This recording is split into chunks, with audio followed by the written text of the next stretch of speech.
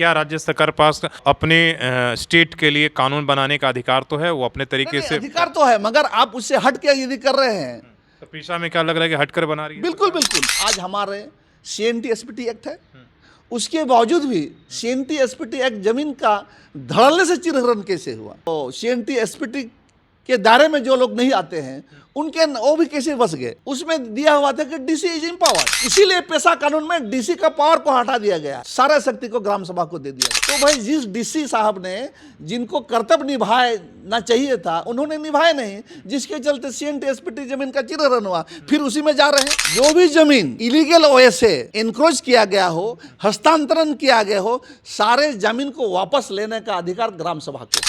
वहां कहीं नहीं है DC के बाद, वहां कहीं नहीं है कमिश्नर की बात। अब फिर मगर आप लिख दे रहे हैं कि नहीं, अपील में जाएंगे, ग्राम सभा यदि निर्णय लेती है तो अपील में जाएंगे, फिर DC के पास व्हाट यार।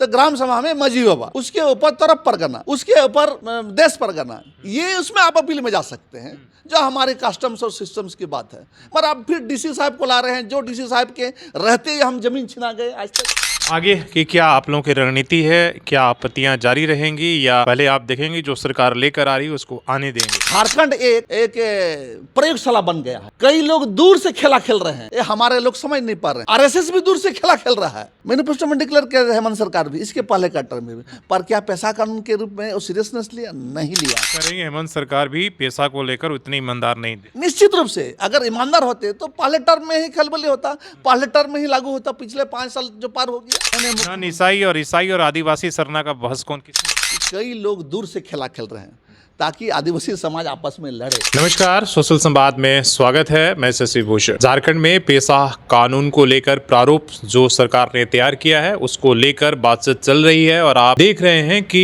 एक तरफ जो कुछ आदिवासी इंटेलेक्चुअल बुद्धिजीवी संगठन है वो लगातार कानून के प्रारूपों पर सवाल उठा रहे हैं। सरकार के पक्ष में जो सरकार की अधिकारी हैं वो अपनी बातें रख रही हैं और कई तरह की बातें इस बीच में हो रही है और कही जा रही है, और इस पर लगातार हम तमाम वैसे जो आदिवासी समाज के इंटेलेक्चुअल हैं, बुद्धिजीवी हैं, लीडर हैं, उन लोगों से बातचीत कर रहे हैं, करने की कोशिश कर रहे हैं और इस कानून की जो पेचीदगियां हैं, तकनीकी चीजें, उसको समझने की कोशिश कर रहे हैं। आज हमारे साथ नरेश मुर्मू हैं, ये अंतर्राष्ट्रीय संथाल परिषद है उसके कार्यकारिणी अध्यक्ष हैं। हम इनसे भी बात करेंगे और इस समझेंगे कि आखिर जो सरकार की पेशा का प्रारूप है उसमें क्या अंतर है, आपत्तियां कहां पर है, या इनको भी लगता है कि जो कुछ आपत्तियां हो रही हैं षड्यंत्र है या प्रयोजित तरीके से हो रही है। इन तमाम चीजों पर भी बात करेंगे और भी जो बयानबाजियां चल रही है उस पर भी राय लेंगे। तो सबसे पहला मेरा सवाल यही है, पेशा कानून का जो सरकार ने प्रारूप तैयार किया है, दूसरी तरफ जो एक आदिवासी एक परिषद जो जिस भी नाम से जो आपत्तियां दर्ज कर रही हैं, जो कह रही हैं कि भाई नहीं, इस प्रारूप में तो एक जो है पंचायती राज्य को ही आप लागू कर रहे हैं। क्या लग रहा है कि जो विरोध हो रहा है वो षड्यंत्र का हिस्सा है, या विरोध के नाम पर सिर्फ विरोध हो रहा है, या सचमुच में कुछ आपत्तियां हैं सुधारना चाहिए? सबसे पहले तो मैं सोशल संवाद की टीम को बहुत बहुत बधाई देना चाहेंगे और धन्यवाद भी देना चाहेंगे कि आपने आपके माध्यम से लोगों के बीच में, झारखंड जनमानस के बीच में हमको भी बोलने का मौका दिए और वास्तविकता पर ध्यान देने का आपने प्रयास किया। सबसे पहले तो हम बताना चाहेंगे ये बहुत कम लोग, जो चर्चा जरूर हो रही है मगर गहराई तक इसमें लोग नहीं जा रहे हैं। जैसे कुछ दिन पहले ही हमारे पूर्व सांसद जी शैलेंद्र महतो दादाजी का भी हम बयान देखे तो उसमें सीधे सीधे BD शर्मा से उनका बयान प्रारंभ, पर वास्तविकता तो खुद सांसद थे। मैं व्यक्तिगत रूप से उसका काफी सम्मान करता हूं, मगर उनके जैसे जो झारखंड मुक्ति मोर्चा में भी जब रहे हो, हम समझते हैं कि सबसे अध्ययनशील व्यक्ति वही थे, पर अध्ययनशील व्यक्ति के द्वारा भी आधा अधूरा जानकारी देना ये बड़ा दुर्भाग्य की बात है। जैसे पेशा कहाँ से आया, सबसे पहले तो ये समझना होगा। वासुदेव वेसरा और अर्नेस्ट मुर्मू जो दुमका के अधिवक्ता हुआ करते थे, सबसे पहले बिहार सरकार को केस किए। जब संविधान बनने के बाद, जब संविधान लागू हुआ उसके बाद से शेड्यूल एरिया में जो पंचायत चुनाव हुआ था उसको लोग चैलेंज किया कोर्ट में, और बाकायदा बिहार सरकार ने कोर्ट में हार गया और ये लोग जीता। उसके बाद बिहार सरकार हाईकोर्ट गया और बिहार सरकार हाईकोर्ट में हार गए, फिर बिहार सरकार सुप्रीम कोर्ट गया, फिर सुप्रीम कोर्ट ने एक जजमेंट दिया कि अब तक जो भी शेड्यूल एरिया में पंचायत चुनाव हुआ है सब असंवैधानिक है, अलोकतांत्रिक है। उसमें क्या 1996 पेशा कानून आया था कि नहीं आया? तो उससे पहले की बात, उससे पहले यही पृष्ठभूमि को समझना होगा। उस समय देश के प्रधानमंत्री, जब ये देश में खलबली मचा तो देश के प्रधानमंत्री माननीय राजीव गांधी। तब लोगों को सोचने पर मजबूर होना पड़ा कि भाई अगर पंचायत व्यवस्था वो असंवैधानिक है तो क्या व्यवस्था होना चाहिए। इसीलिए वहाँ दिलीप सिंह भुरिया जो सांसद थे उसके नेतृत्व में कमेटी बनी और दिलीप सिंह भुरिया ने जो रिपोर्ट सबमिट किया उसी आधार पर ही पैसा का प्रारूप तैयार हुआ और पैसा कानून जो पार्लियामेंट में लाया गया। तो PS संगमा साहब उस समय लोकसभा के अध्यक्ष थे और उस समय किसी ने विरोध नहीं किया, परंतु जैसा शैलेंद्र का कहना है कि भाई ये अलगतंत्र की है, भाई लोग तो सुप्रीम कोर्ट में चैलेंज किया था इसको। नहीं, उन्होंने कहा कि भाई ये तो बहुमत जो है यहाँ पर लोगों की उस पर अल्पमत की सरकार है और एक संवैधानिक जा रहा हूँ। अब आरक्षण में लोग बोल रहे हैं, अब बहुमत में बोलिएगा भारत में हिंदू धर्मावलंबी का संख्या अधिक है तो क्या हिंदू राष्ट्र है? ये संविधान को इस ढंग से संविधान निर्माताओं ने जिस संकल्प के साथ जिस सोच के साथ बनाया था और इसमें हमारे शैलेंद्र को पढ़ना चाहिए। आर्टिकल 254 क्या बोल रहा है? आर्टिकल 254 क्या सामान्य पंचायत का व्यवस्था का बात बोल रहा है? तो आर्टिकल 254 सारे लोगों को अध्ययन करना चाहिए और आर्टिकल 254 के वजह से ही ये पैसा कानून बना और जिसका श्रेय जाता है अगर तो वासुदेव वेसरा और आर.एस. मुर्मू। और तब जो पास हुआ उसके बाद ये दुर्भाग्य की बात है कि 1996 के बाद आज तक किसी भी सरकार ने इस पर सीरियस नहीं लिया, केवल और केवल लोगों को एक भावना से जोड़ा। वर्तमान सरकार भी इसके पहले का टर्म में भी मैनिफेस्टो में डिक्लेयर किया था, मैनिफेस्टो में डिक्लेयर किया हेमंत सरकार भी इसके पहले का टर्म में भी, पर क्या पैसा कानून के रूप में सीरियसनेस लिया? नहीं लिया। जब हमारे ही लोग, जब रॉबर्ट मिज और वाल्टर कंडुला जैसे शख्सियत और हम लोग ने विचार विमर्श करने के बाद जब हाईकोर्ट गए और हाईकोर्ट का जब डंडा चला और हाईकोर्ट ने जब ये 2021 में लोग गए हाईकोर्ट और 2021 से टाल मटोल करते रहा सरकार, लास्ट जब 2024 में डंडा चला कि 2 महीना में आपको लागू करना है तब खलबली मचा। तो सरकार का भी ईमानदारी होना चाहिए था। दूसरी बात है, आप कह रहे हैं हेमंत सरकार भी पैसा को लेकर उतनी ईमानदार नहीं थी। निश्चित रूप से अगर ईमानदार होते तो पहले टर्म में ही खलबली होता, पहले टर्म में ही लागू होता। पिछले 5 साल जो पार हो गया, जबकि आदिवासी के नाम से राज बना, आदिवासी मुख्यमंत्री है। दूसरी बात है कि गुरुजी के बेटे, हम लोग भी झारखंड आंदोलन कर रही है, हम लोग कभी एक सपना देखे थे, एक सोचे थे, क्या उस सपना साकार हुआ? तो ये सीरियसनेस नहीं है, हमको बोलने में कोई संकोच नहीं है। दूसरी बात है कि ये आर्टिकल 254 को पहले समझना होगा। दूसरी बात है ये जो है 243ZC ये बोलता है कि अगर डिस्प्यूट होगा एक ही मामले में केंद्र का कानून और राज्य का कानून में तकरार होगा तब आर्टिकल 243ZC बोल रहा है कि केंद्रीय कानून ही लागू होगा। तब सीधे सीधे बात है कि संसद ने जो कानून बनाया वो यस। लेकिन क्या राज्य सरकार पास अपने स्टेट के लिए कानून बनाने का अधिकार तो है? वो अपने तरीके से अधिकार तो है, मगर आप उससे हट के यदि कर रहे हैं, पेशा में क्या लग रहा है कि हटकर बना रही है? बिल्कुल बिल्कुल, जैसे आपको बता रहे हैं, आपको जानते हैं ये तो स्वीकार करना होगा। आज हमारे CNT-SPT एक्ट है, उसके बावजूद भी CNT-SPT एक्ट जमीन का धड़ल्ले से चिरहरण कैसे हुआ? कैसे इस जमीन में जो जिनको CNT-SPT के दायरे में जो लोग नहीं आते हैं उनके वो भी कैसे बस गए? ये तो बहुत बड़ी रांची देखिए, जमशेदपुर देखिए, कई जगह देखिए, ये बड़ी समस्या है। उसमें दिया हुआ था कि DC इज एम्पावर्ड, इसीलिए पैसा कानून में DC का पावर को हटा दिया गया, सारा शक्ति को ग्राम सभा को दे दिया गया। आप फिर जो आप प्रपोज कर रहे हैं, ग्राम सभा तय करेगा कि कहां पर क्या होगा। और आप जो अभी तय कर रहे हैं, ये जो प्रारूप बने हैं, इसमें फिर DC को ला रहे हैं कि अपलिया में जाएंगे। तो भाई जिस DC साहब ने जिनको कर्तव्य निभाना चाहिए था उन्होंने निभाए नहीं, जिसके चलते CNT-SPT जमीन का चिरहरण हुआ, फिर उसी में जा रहे हैं। ऐसा कई तथ्य है और ये समझना चाहिए। तो इसीलिए दूसरी बात है कि कुछ लोग बोलते हैं जैसे पैसा कानून पर ही सुप्रीम कोर्ट लोग गया, सुप्रीम कोर्ट जब लोग गया तो सुप्रीम कोर्ट सीधा सीधी बोला कि पैसा कानून लीगल है बोल के। तो फिर जो है कौन चैलेंज किया सुप्रीम कोर्ट में कि पैसा नहीं लागू? कुर्मी समुदाय की जो उसकी बात नहीं, देखिए ये तो खेला तो आदिवासी संगठन ही गए, बहुत दूर से होता है। नहीं, आदिवासी संगठन नहीं, राकेश कुमार और यूनियन गवर्नमेंट के को चैलेंज किया था, तो मगर उसमें पैसा कानून का एक माने क्या बोलते हैं, एक धारा बोले, एक क्लॉज को लेकर, मगर सुप्रीम कोर्ट बोल दिया कि नहीं पैसा कानून जो है ये सही है। दूसरी बात है जब पैसा कानून सही है बोल दिया तब फिर लोग क्या किया कि डिशेड्यूल किया जाए, जो अनुसूचित क्षेत्र है उसको हटाया जाए। फिर सुप्रीम कोर्ट का जजमेंट आया कि नहीं, सुप्रीम कोर्ट का स्पष्ट जजमेंट है कि शेड्यूल एरिया में अवैध तरीके से बाहरी लोगों का प्रवेश हुआ, अवैध तरीके से। परंतु आज भी उस क्षेत्र में चूंकि अवैध तरीके से बाहरी आबादी का प्रवेश हुआ इसलिए आदिवासी की जनसंख्या घटा।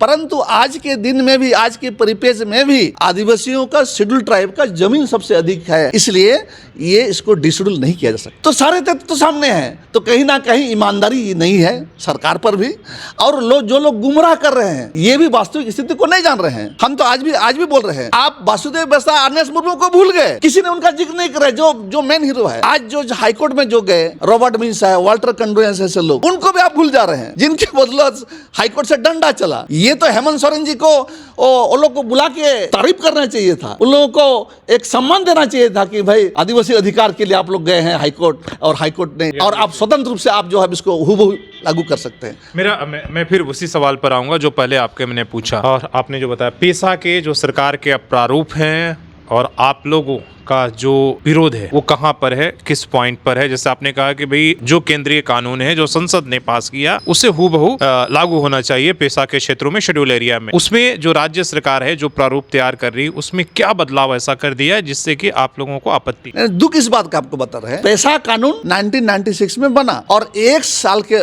उसमें लिखा ही था कि 1 साल के उपरांत यदि कुछ कहीं सुधारा नहीं जा रहा है सरकार की ओर से, हूबहू लागू होगा। उसी के आलोक में मेरे पास हम लाए नहीं डॉक्यूमेंट, उसी के आलोक में बिहार सरकार ने जो नशाबंदी का जो बात है, बिना ग्राम सभा का, बिना परमिशन का, आप एक्साइज सेक्रेटरी का मेरे पास सर्कुलर है बिहार सरकार के समय का, कि आपको ग्राम सभा से परमिशन लेना पड़ेगा तब जाके शेड्यूल एरिया में आप जो है दारू दुकान खोल सकते हैं। मगर यहाँ देख रहे हैं क्या हो गया, मतलब जमशेदपुर जैसे इलाके में दारू दुकान कई जगह, नॉट ओनली जमशेदपुर, इन 13 जिलों में नहीं खुला। इन ग्राम सभा का परमिशन से खुलना चाहिए, जिससे हमारे संस्कार भी बचे, हमारे लोग जो नशापान में चले जा रहे हैं वो भी बचे। हम बिल्कुल नहीं बोल रहे हैं कि बिल्कुल जो सर्टेन जो है जो हमारे कल्चर के साथ जुड़ा हुआ है ये निश्चित रूप से रहे, पर पेशा कानून में जो चीज मौलिक चीज दिया गया है उसमें कोई छेड़छाड़ नहीं होना चाहिए। अभी वर्तमान में क्या छेड़छाड़ सरकार कर रही है जो प्रारूप लेकर वही तो आपको बता रहे हैं, उसमें स्पष्ट दिया है कि जो भी जमीन इलीगल वे से इनक्रोच किया गया हो, हस्तांतरण किया गया हो, सारे जमीन को वापस लेने का अधिकार ग्राम सभा को है। वहां कहीं नहीं है डीसी के बात, वहां कहीं नहीं है कमिश्नर की बात। अब फिर मगर आप लिख दे रहे हैं कि अपील में जाएंगे, ग्राम सभा यदि निर्णय लेती है तो अपील में जाएंगे, फिर डीसी के पास। व्हाट यार, एक ऑब्जेक्शन पॉइंट हो गया। अगर अपील में जाना ही है तो हमारे जैसे संथाल सामाजिक व्यवस्था में है तो ग्राम सभा में मजी बाबा, उसके ऊपर तरफ परगना, उसके ऊपर देश परगना, ये उसमें आप अपील में जा सकते हैं जो हमारे कस्टम्स और सिस्टम्स की बात है। पर आप फिर डीसी साहब को ला रहे हैं, जो डीसी साहब के रहते ही हम जमीन छिना गए, आज तक CNT SPT सारा जमीन छिना गए, शेड्यूल एरिया का हनन हुआ, तो इससे बड़ा दुर्भाग्य क्या हो सकता है? आगे की क्या आप लोगों की रणनीति है? क्या आपत्तियां जारी रहेंगी या पहले आप देखेंगे जो सरकार लेकर आ रही है उसको आने देंगे? देखिए, ये बात तो है कि ये मैं भी चुके राजनीतिक जीवन मेरा भी लंबा सफर रहा है, अलग बात है MLA MP नहीं बन पाना, वो अलग दृष्टिकोण है। पर बात है कि झारखंड एक प्रयोगशाला बन गया है, कई लोग दूर से खेला खेल रहे हैं, ये हमारे लोग समझ नहीं पा रहे हैं। RSS भी दूर से खेला खेल रहा है, और कुछ लोग सत्ता के लिए केवल कभी होडी मोदी बोलता है, कभी लेफ्ट का विचारधारा बोलता है, कभी बोलता है हम झारखंड आंदोलन का, मारांगों के का सपना, निर्मल महतो का सपना हम साकार करेंगे। तो सब चीज़ मिक्स तो नहीं हो सकता है ना भाई। निर्मल महतो में जो सोच था, आज हमको बहुत दुख लगता है कि वो सोच, वो ईमानदारी नहीं है। तो ये जो आपने कहा कि बड़े दूर से खेला हो रहा है, बहुत दूर से षड्यंत्र हो रहा है, इसमें RSS भी है, राजनीतिक संगठन भी है, तो ये षड्यंत्र को आप किस तरीके से और कहाँ आप देख रहे हैं? थोड़ा अपने जो आदिवासी जनमानस है उसको जब तक बताएंगे नहीं कि कहाँ पर किस तरीके से क्या चीज़ें हो रही हैं, क्या आपको अनुभव हो रहा है? आपको उदाहरण दे रहे हैं, एग्जाम्पल आपको दे रहे हैं। लोग चाहता है कि लिटिगेशन में फंसे रहे, जैसे किस बात पर बस किस तरफ मोड़ा जा रहा है? नहीं, वही तो बोल रहे हैं, लोग चाहता है कि लिटिगेशन में फंसे रहे, तब ठंडे बस्ते में रहेगा, सरकार भी बचते रहेगी। भाई कोर्ट का मामला है, जिस तरह तो सरकार षड्यंत्र कर रही है। नहीं, सरकार षड्यंत्र करे, सरकार जो घिरा हुआ है ब्यूरोक्रेट सरकार को, हाँ कुछ ब्यूरोक्रेट्स भी है, कुछ सरकार के साथ जो सुबह शाम जो बैठते रहते हैं वो लोग भी है, कुछ RSS भी है, और कुछ ऐसा तत्व है जो मिशन और नॉन मिशन भी लड़वाना चाहता है इस मुद्दा को लेके। तो ये सारी चीज समझना होगा। जैसे आपको उदाहरण के तौर पर बता रहे हैं, बाबूलाल मरांडी ने प्रथम मुख्यमंत्री बने, और बाबूलाल मरांडी ने आते साथ स्थानीय नीति का घोषणा किए, वो कुछ चेंज नहीं किए। बिहार में जो स्थानीय नीति था नहीं, उसमें पटना के जगह रांची लिखे और बिहार के जगह झारखंड लिखे, तो वही नीति बिहार में लागू होगा, आज भी लागू है, और यहाँ लिटिगेशन में फंसा दिया। जबकि जिस बिल के तहत अलग राज्य बना, उस बिल का नाम है बिहार राज्य पुनर्गठन विधेयक। उस बिल में स्पष्ट लिखा हुआ है, पार्लियामेंट में पास हुआ, माने वो भी एक तरह का कानून है। उस बिल में लिखा हुआ है कि बिहार में जो कानून लागू है हूबहू वही कानून लागू होगा जब तक। तो फिर भाई कहाँ झंझट था? इसका मतलब महाधिवक्ता भी जो है वो भी ईमानदारी रूप से बात को सही में नहीं रख रहा है। और वैसे महाधिवक्ता भी हमारे सरकार ने रखा जो बबूलाल मरांडी के समय स्थानीय नेता के विरोध में खुद हाईकोर्ट गया, उसी को फिर महाधिवक्ता बना दिया। तो आपको क्या लगता है कि इसमें उनका भी रोल है, पैसा को भटकाने लटकाने? मैं उनका केवल नाम नहीं ले रहा हूँ, कई लोग ऐसे हैं। ब्यूरोक्रेट्स भी नहीं चाह रहा है, क्योंकि ब्यूरोक्रेट्स फंसेंगे। ग्राम सभा में अगर जमीन वापस करने का शक्ति आ जाएगा तो बहुत सा जमीन वापस हो जाएगा, ब्यूरोक्रेट्स जान रहा है। तो ये सारे समस्या है, इसलिए इसको समझना होगा। और माननीय ईसाई और आदिवासी सरना का बहस कौन किसने छेड़ा है? देखिए, क्या इसमें भी षड्यंत्र आपको दिख रहा है? नहीं, देखिए जो लोग ये मुद्दे को उठा रहे हैं कि भाई विरोध करने वाले जो सरकार के कानून के स्वरूप को विरोध कर रहे हैं, सभी जो है ईसाई संगठन है जो आदिवासी हित के नाम पर सबसे ज़्यादा रो रहे हैं, चिल्ला रहे हैं। नहीं, ऐसे बात नहीं है। नहीं तो इसमें भी आपको षड्यंत्र दिख रहा है? हाँ, षड्यंत्र इसलिए है कि आपको तो हम पहले भी बोले कि कई लोग दूर से खेला खेल रहे हैं ताकि आदिवासी समाज आपस में लड़े। तो आप क्या संदेश दें? मैं यही संदेश देना चाहूँगा कि वास्तविक रूप से जो भी अगुवाई लोग पैसा एक्ट को ठीक ढंग से पढ़े। दूसरी बात है कि जहाँ जहाँ पंचायती राज विभाग ने जो प्रारूप दिखा रहा है उस प्रारूप को भी दोनों अध्ययन कीजिए। और जहाँ क्षति होगा हमारे आदिवासी समाज के, आदिवासी समुदाय का, शेड्यूल एरिया का क्षति होगा, निश्चित रूप से ऑब्जर्वेशनेबल है। और ये जो बोल रहे हैं कि कोई कोर्ट में चैलेंज कर रहे हैं, भाई कोर्ट में तो चैलेंज किया था, सुप्रीम कोर्ट बोल दिया कि पैसा एक्ट सही है। फिर डिशेड्यूल करने के बाद बोला गया था कि इस एरिया को डिशेड्यूल किया जाए, उसमें भी सुप्रीम कोर्ट बोल दिया कि नहीं, डिशेड्यूल नहीं किया जा सकता है। तो पेज कहाँ है? चलिए ठीक है, आपकी बातों को हमने समझ लिया और आपने जहाँ तक जिन बातों को रखा, तथ्यों को रहा, जहाँ भी इशारा किया, इसलिए कि भाई बहुत सारे ऐसे संगठन हैं, बहुत सारे लोग हैं जो राजनीतिक हैं, ब्यूरोक्रेट हैं, वो चाहते हैं कि बहस कहीं और चली जाए और जो हमारी आपत्तियाँ उस पर बात ना हो और विवाद में फंस जाए। जैसे आप देखते हैं कि झारखंड के साथ होता है। अभी तक जब भी नीति बनाने की आती है, पॉलिसी बनाने की बात आती है, तो हमेशा विवादों के बीच में फंस जाती है। स्थानीय नीति हो, नियोजन नीति हो, कानून हो, हर मामले कहीं ना कहीं रोजगार देने का मामला हो, डेवलपमेंट लाने का मामला हो, आने से पहले विवाद शुरू हो जाता है। तो अपने सहयोगी शेष राममूर्ति के साथ शशि भूषण, सुशल संवाद न्यूज़ झारखंड।